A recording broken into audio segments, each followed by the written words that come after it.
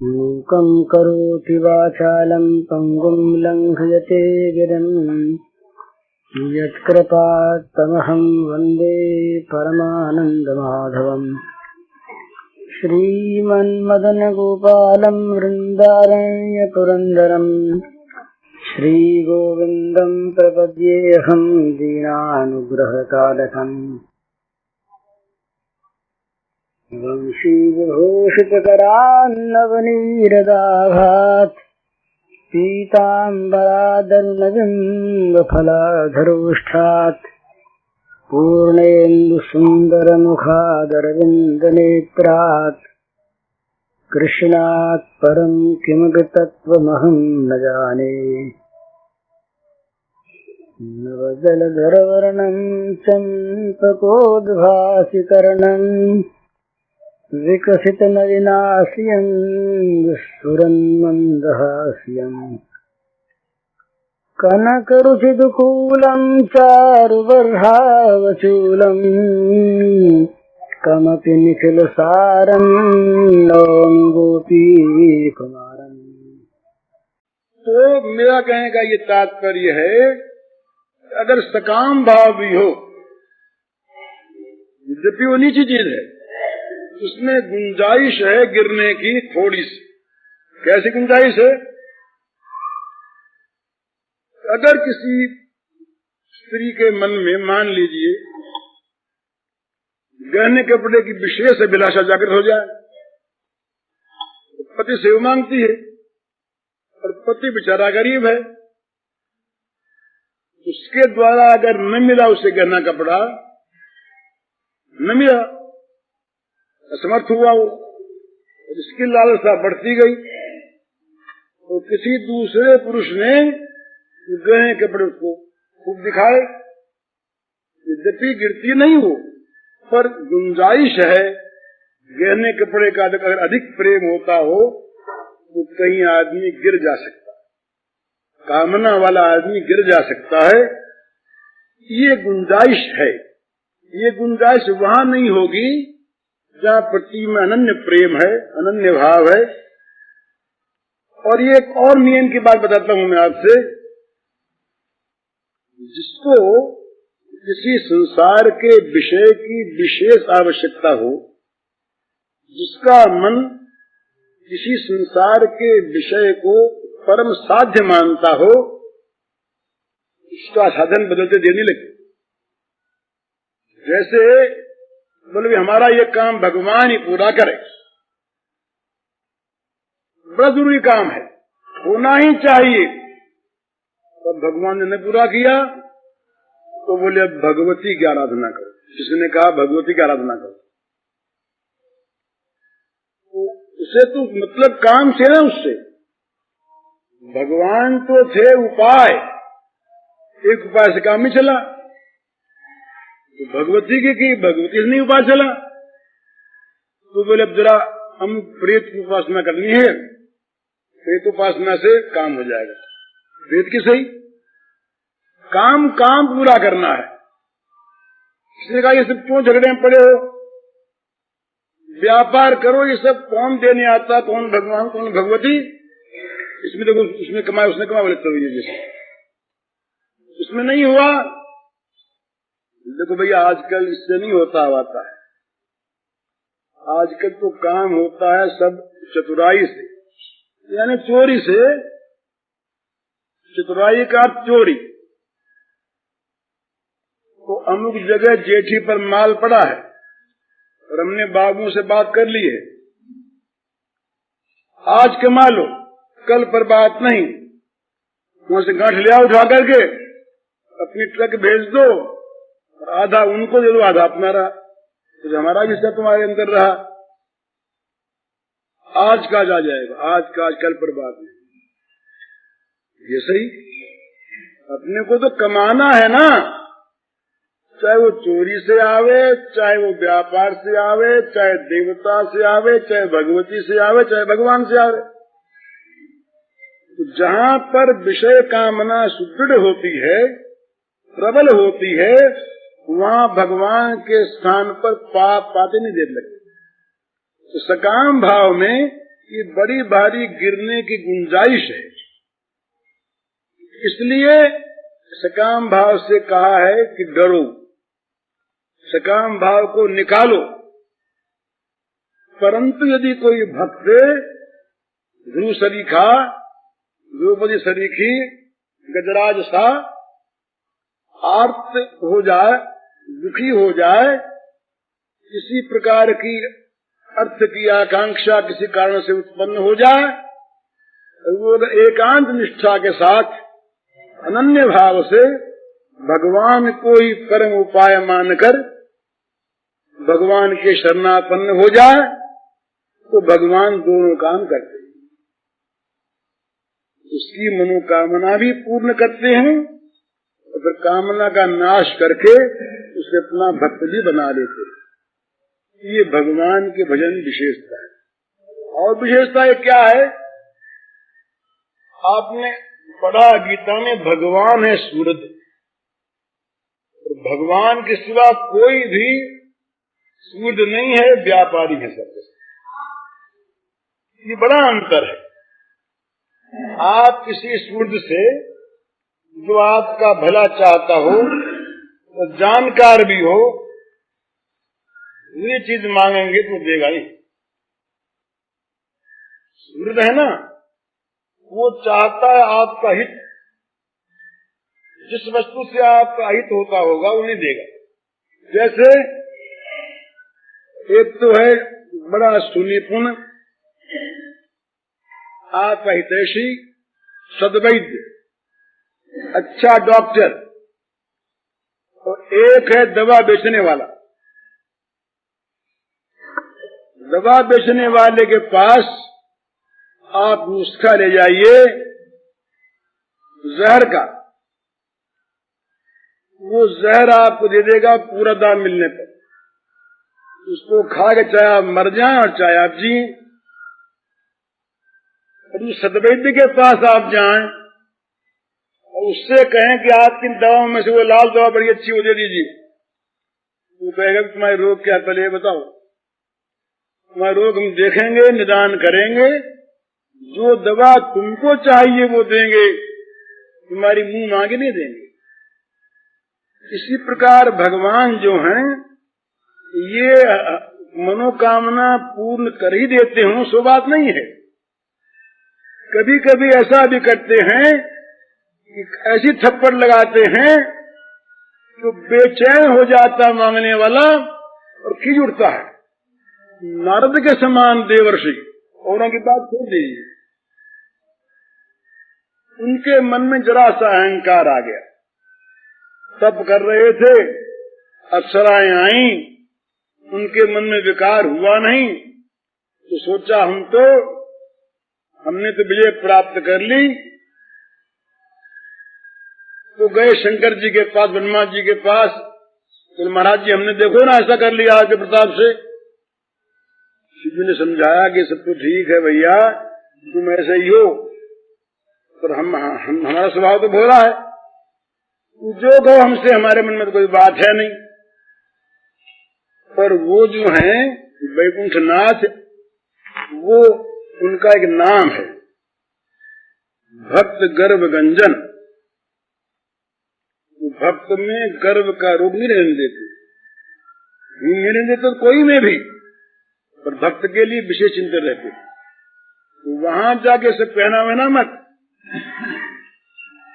नहीं तो आफत आवेगी। अब इनके मन में था गर्व, सोचा अपने मन में कि क्या है, अगर वहां जाएं तो वो कुछ भी करेंगे, अपने कोई फंसने वाले तो है ही नहीं। गए वैकुंठ में, सीधे अंदर पहुंचे अंतपुर में, तो लक्ष्मी जी कुछ खड़ी हुई। तो आप कहते हैं कि पिताजी माताजी क्यों थी? हमारे मन में तो आपके दया से कोई चीज है नहीं। तो भगवान समझ गए, बोले हाँ आप तो ऐसे ही हैं नारद जी, क्या कोई नई बात हुई क्या? तो नई बात क्या हुई, तब कर रहा था, इस प्रकार इंद्र ने ये सब उपद्रव रचा और ऐसे ऐसे अप्सराएं आई, कुछ हुआ। आपकी दया से मेरे मन में कोई विकार नहीं। ठीक, आप तो बड़े अच्छे हैं, आप ऐसे ही हैं, ऐसा नहीं कहना चाहिए। फिर महाराज में तो हुई बात कहिए, नहीं कहना चाहिए क्या है। तो ठीक, वो नगर रचा गया, नगर में स्वयंवर हुआ, स्वयंवर में राजकुमारी वहां बनी एक, भगवान सब बन गए। तो नगर भी भगवान बने, स्वयंवर भी भगवान बने, राजकुमारी भगवान बने। अब उनके मन में आया कि राजकुमारी से मेरा विवाह हो जाए, कामना उत्पन्न हो गई। भगवान से कहा महाराज मेरा भला हो तो करिए आप। मन में था कि मुझे ऐसा स्वरूप दीजिए आपका सा कि राजकुमारी मुझे बर ही लें। भगवान ने पकड़ी उनकी बात, मेरा भला हो कीजिए। उनको दे दिया बंदर का मुंह। बंदर का मुंह लिए जाके दरबार में बैठ गए। अब बंदर के मुंह की ओर कौन देखे, बंदर मुंह कोई बैठा हो, राजकुमारी इनकी ओर ताके ही नहीं। ये मन ही मन उड़े। शिव जी के दो गण बैठे थे पास, उनको हंसी आ गई, उनको गुस्सा आ गया, तुम हमारा मजाक करते हो। उनको शाप दे दिया। अब ये जहाँ काम होता है वहाँ क्रोध आता ही है। नारदी को बोला क्यों क्रोध आता, शाप दे दिया। अब जब राजकुमारी ने इनको बराबरा नहीं और भगवान के गले में माला डाल दी, उसे भगवान लेके गए। गणों ने कहा कि अरे हमको तो शाप दे दिया, पर भले आदमी जाके अपना मुंह तो देखो। मुंह देखा बंदर का, बड़ा गुस्सा आया भगवान पर। कामात् क्रोधो विजायते, गए ढूंढने पीछे पीछे, रात रास्ते मिल गए राजकुमारी के साथ ही। अब ये गुस्से में भरे हुए थे, बोले तू बड़ा नटखट है, तो सिर पर तो दूसरा है नहीं, यथेच्छाचारी मन में आवे सो तो करे, कुछ शासन तो करने वाला है नहीं, सबका बड़ा शासक हमारे साथ मजाक करता है। देख हमारे हृदय में कितनी आग लग रही है, जैसे मैं स्त्री के दियो में रोता हूँ, तू भी ऐसे रोएगा। भगवान ने कहा तथास्तु, कह के हंसेगा कि माया उतरी, माया उतरी चरणों में गिर कर पड़े। बोले महाराज बड़ा अपराध हो गया। बोले अपराध नहीं तो मैं कह रहा था कि भगवान मन मानी चीज देते भी नहीं, कभी कभी तो उल्टा हर लिया करें। पूछा कि भाई ये शिवजी महाराज को पसंद होकर के दे देते हैं, तो आप देते नहीं, क्या बात है इसमें? तो बोले भाई हमारा स्वभाव कुछ दूसरा है, उनका दूसरा है। कैसे दूसरा है? तो बोले देखो शिवजी महाराज जो है ना, ये तो भय भोलानाथ, मन में आया सो किया, ये अपना भी नहीं देखते कि हमारा क्या होगा। भस्मासुर से कह दिया कि हाथ रखे जिसके सिर पर, बस हो जाए। बोले पहले आप ही को देखना क्या भस्म होते हैं या नहीं होते हैं, परीक्षा करें अपनी। अब शिव जी आगे आगे भागे और पीछे पीछे, धरूंगा हाथ में, परीक्षा करूंगा ना। तो भगवान फिर वहां बचाने के लिए फिर मोहिनी बने, दर्शन मोहिनी अवतार से शिव जी को देना था, फिर मोहिनी बने और कहा कि पागल हुआ, ये बोल रहा है पागल, इसकी बात सत्य मानता है, ये तो ऐसे ही बकता रहता। अगर तू परीक्षा करना चाहता तो पहले अपनी करना, सिर पर हाथ रख के देख। हाँ मैं तुम ठीक कहते हो, सिर पर हाथ रखा के भस्म हो गया। तो मतलब कहने का ये कि भगवान जो हैं ये ऑर्डर दानी तो हैं, पर भोलेनाथ नहीं हैं, ये बड़े विचक्षण हैं। तो ये तो इन्होंने कहा कि भाई हम तो हमारी तो कुछ अलग अलग चीज है, तुम कभी दे देते हैं और कभी छीन भी देते हैं। तो हम तो जिस पर दया करते हैं, कृपा करते हैं, हम तो उसका धन हर लिया करते हैं। हरिष्यत धनम शनई ही, जिस पर हमारा अनुग्रह होता है उसके धन को हर लेते हैं। वह क्रम बताया भगवान ने, ये भागवत के 88 का अध्याय में आता है। क्रम बताया भगवान ने कि देखो, हम केवल धन ही नहीं हरते, हम क्या करते हैं कि वो संसार की वस्तुओं की प्राप्ति के लिए जिस उद्योग में लगता है, हमारी कृपा उस उद्योग को नष्ट कर देती है। जिस काम में हाथ लगाया वही खत्म, जिसमें हाथ लगाया वही समाप्त, सफलता कहीं होती ही नहीं। तब घर वाले कहते हैं कि मंदभागी घर में कहाँ से जन्म गया। बाप कहता था बेटा न होता तो घर तो बर्बाद नहीं होता। भाई कहते हैं कि चांडाल निकल जाए घर से तो बड़ा अच्छा। तो बाप माँ भाई बहन स्त्री सब उसको अपमान करते हैं, घर से निकल जाता है।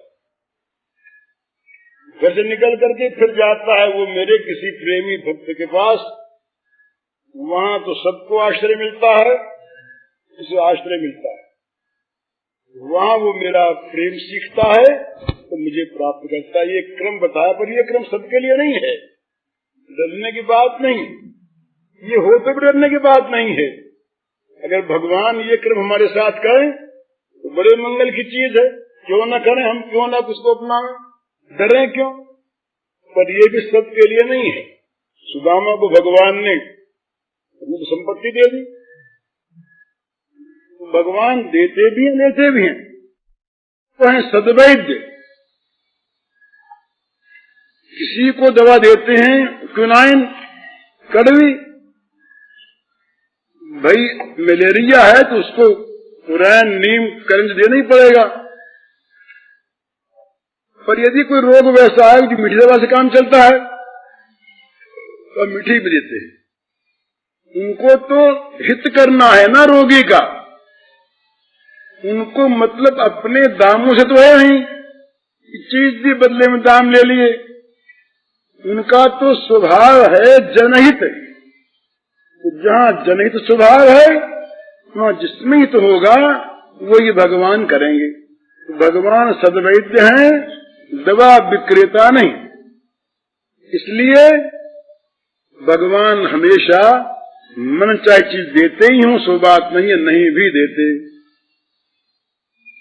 विपरीत भी देते हैं। ऐसी देते हैं कि आदमी नारद की भांति जल उठता है उन्हीं पर। कभी कभी आदमी जल उठता है, इसकी परवाह नहीं करते। फिर नारद जी आए, नारद जी ने पूछा महाराज उस समय आपने क्या लीला की, मुझसे शाप ले लिया और आपने तो भाई तुमने कहा था ना कि मेरा हित करो, मैं तुम्हारा हित करना था, इसलिए हमने वो काम किया और कोई बात नहीं। तो भगवान की भक्ति अगर सकाम भी हो और अनन्य निष्ठा पूर्वक हो तो उसमें हानि नहीं होती। या तो भगवान उस कामना को वासना को हर लेते हैं सर्वथा, और या भगवान उस कामना की पूर्ति करके उसे अपना लेते हैं। दोनों में से एक बात भगवान अवश्य करते हैं जो देवता और अन्यान्य कोई भी नहीं कर सकता। दूसरी बात उस दिन मैंने कही थी, जितने देवता हैं वो सीमित दानी हैं, उतना ही दे सकते हैं जितना उनके अधिकार में है, पर भगवान तो अमित दानी है, वो अपने आप को दे डालते हैं, अधिक क्या, अपने आप को दे करके भी अपने को ऋणी मानते हैं। ये उनके स्वभाव की विशेषता है। अपने आप को दे दिया सर्वथा, और दे करके भी मानते हैं कि अभी ऋण चुका नहीं इसका पूरा, अभी जो कुछ भी मुझसे करावे अब मैं करूं क्या, मुझे अपने आप को मैंने दे दिया। अपने आप को देने पर भी कर्जदा नहीं हुआ, अपने आप को दे करके भी अपने को ऋणी मानने वाला अगर उस जगत में है तो वो श्री भगवान दूसरा कोई नहीं। इतना देने वाले अमित दान भरता, ये भरता भोक्ता महेश्वर असली भरता यही है। जितने और भरता है वो तो भरता ही भरता है, भरतू होता है ना, कुछ नहीं। और ये असली भरता है, भरतार। भरण पोषण करने का ठेका हमेशा के लिए हुए। माँ के पेट में कौन भरता आता है बताइए? माँ के पेट में कौन भरता आता है? श्मशान में, वन में, जंगल में मरे हुए का भी पोषण भगवान करते हैं, जिंदे का करते हैं, जीव के साथ रहते हैं प्रतिक्षण, प्रत्येक अवस्था में रहने वाला कोई दूसरा है ही नहीं। मरे तो 7 जान, नरक में जाए तो 7 जान। नरक का कीड़ा को किसी को बनना हो पाप बस, तो वो बने ही बने, पर इनको साथ रहना पड़ता है, छोड़ नहीं सकते, शुरू भी ठहरे अपने। इसलिए ऐसा कोई भक्ता भोक्ता महेश्वर को दूसरा है नहीं, कोई नहीं। इन भगवान का भजन जो है वो जब अंदर के मन से होता है, भीतर के मन से, वो कुछ मजा विशेष आता है। ऊपर के मन से होता है तो भजन होता नहीं। भीतर के मन का जो भजन है वो सकाम भी होता है कहीं कहीं पर जहां अनन्य निष्ठा होती, जैसे पतिव्रता स्त्री की गहने कपड़ों के लिए इच्छा रहते हुए भी पति में निष्ठा होती, इसी प्रकार से। तो ये समझने की बात है। बोले एक आदमी आया, उससे बातचीत करी, बोले बात हमने ऊपर के मन से कही है, भीतर हमारा मन से कुछ मिलता ही, पर आ गया सभ्यता की चीज थी, हमने बात कर ली। अंदर में न सहानुभूति है, न भाव है, न मैत्री है, न सभ्यता है, केवल बाहर का दिखावा है। ये ऊपर के मन की बात बोलेगा बड़ा मीठा, भगवान अंतर्यामी है, समझ जाएंगे सबकी ऊपर के मन की बात। और भीतर के मन की बात में ऊपर के मन का चाहे विरोध दिखे, कभी कभी ऐसा भी होता है, ऊपर के मन का विरोध दिखता है और अंदर से दोनों एक होते हैं। जैसे कैकेयी माता के समान विरोध दिखने वाला जगत में कौन होगा? आज तक कैकेयी माता को सारा जगत, सारे इतिहासकार और बड़े बड़े लेखक रामचरित्र के, किसी ने दुष्टा कहा, किसी ने पापनी कहा, किसी ने राक्षसी कहा, कुछ कहा, सब कैकेयी माता ने सहा। कैकेयी माता बदले में किसी को उसने शाप नहीं दिया आज तक। दिया तो बताओ, किसी ग्रंथ में भी आया हो कि कैकेयी माता ने किसी को शाप दिया है गाली सुनकर?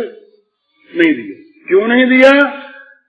वो तो गाली सुनने के लिए तो उसने वो काम किया था, वो तो राम काज था ना। राम काज करना इस स्वांग में इस प्रकार का बन कर कि लोग विरोधी कहें पर राम विरोधी न माने। राम ने कहा कि कैकेयी को जो पापी मानता है नरक में जाएगा, इसलिए बात राम ने कह दी। राम से एकांत में की बात कैकेयी की होती है। राम कहते हैं कि मैया तेरे मन में कोई क्षोभ तो नहीं हुआ ना? सारा काम तो मैंने करवाया था। कैकेयी बोली क्षोभ तो नहीं हुआ, पर बड़ा कठिन है, ऐसा काम किसी को आइंदे सौंपना नहीं। बड़ा कठिन, कितना खड़ा काम। बेटा तक कह दे कि तेरे जीव में कीड़े क्यों नहीं पड़ गए, बेटा तक कह दे। पति कह दे कि तू पिशाचिनी है, तू मुझे मारने के लिए पैदा हुई। पति पुत्र दोनों के द्वारा जो अभिषेक हो। गुरु कह दे, गांव के लोग कहें, जगत के लोग कहें, नैहर वाले कहें, घर वाले कहें, सारे जगत में जो गाली सहने के लिए अपने को प्रस्तुत कर रहे, पर राम का काम कर कोई था नहीं उस समय। राम का मिशन पूरा कौन करता? राम जो दैत्यों को, राक्षसों को मारने के लिए आए, अगर बन जाते नहीं, सीता हरण होती नहीं, तो राम का ये जो अवतार कार्य था ये संपन्न कैसे होता? तो राम के अवतार कार्य की संपन्नता के लिए कैकेयी माता का ये नाट्य था। पर कितना भयानक,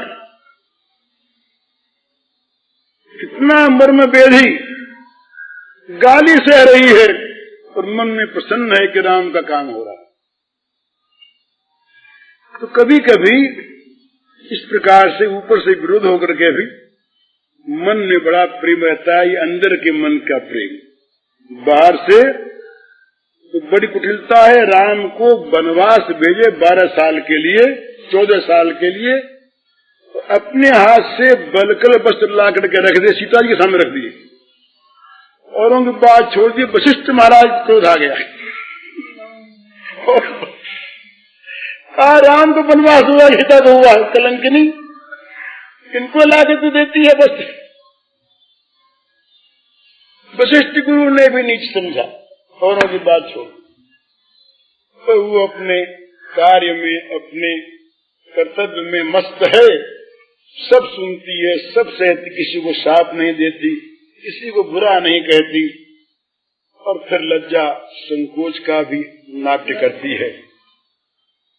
पर भगवान को देखिए, वो तो मतलब की चीज है ना। इसलिए कहा ये काम करना तो पहले उसी से मिलते जाके, मैं तुमने ठीक कर दिया। आप देखिए, वन में गए तो पहले उससे मिले, अयोध्या में लौट करके आए पहले उनसे मिले, बोला तुमने खूब किया, काम ठीक ठिकाने से हो गया, तो पहले उनसे मिले, क्योंकि वो तो अंतरंग चीज थी ना। कौशल्या मैया ने वो काम नहीं किया, सहायता जी कौशल्या मैया ने भी, ये तो बैठ जाती वहां आड़ करके कि मैं मां हूं, नहीं मानने देती बाप की बात। तो कौशल्या मैया ने नीति रखी, सुंदर सदाचार की बात कही कि बेटा अगर पिताजी ने ही बात कही हो तो मेरी बात ऊंची मान करके मत जाओ तुम, और अगर कैकेयी अम्बा ने कह दी हो तो तुम जाओ। तो ये नीति रखी वहां पर, बड़ा सुंदर भाव दिखाया सहायता की वन में जाने में, वो सबने सहायता की। सीता जी अड़ जाते कहीं, नहीं जाने दूंगी तो बड़ी आफत होती, और लक्ष्मण कहीं धनुष लेके बैठ जाते कि मरूंगा और मारूंगा नहीं जाने दूंगा, ये तो ऐसे ही थे। पर ये भी अनुगत हो गए उस समय, ये नहीं कहा कि मत जाओ, ये तो कहा कि अन्याय है, पाप है, ये पिता स्त्रीण है, ये है वो है, पर ये मत कहा जाओ मत, मैं साथ चलूंगा। ये कहा कि तुम बनो तो मैं भी बनूंगा। ये सब लीला में सहायक हुए प्रकारांतर से भगवान के। तो सबसे बड़ी सहायता, सबसे बड़ा काम किया कैकेयी अम्बा ने, जो भगवान की लीला के संपन्न करने का नाटक जो था पूरा का पूरा उसकी भूमिका रच दी, पूरी भूमिका बना दी। वन में जाए ऋषि मिले तो कहाँ ऋषि आदि तो है राजा, कहीं जाते वन में कभी सैर करने के लिए ऋषियों को पूछते, कुछ और तो करते कराते हैं। वन में गए, तपस्वी देश में गए, तपस्वियों में रहे, तो तपस्वियों के सुख दुख जाने, इन्होंने झोपड़ी में रहे। राक्षस कैसे आते हैं, क्या करते, सब अनुभव किया, स्वयं प्रण किया, और फिर सीता का हरण हो गया।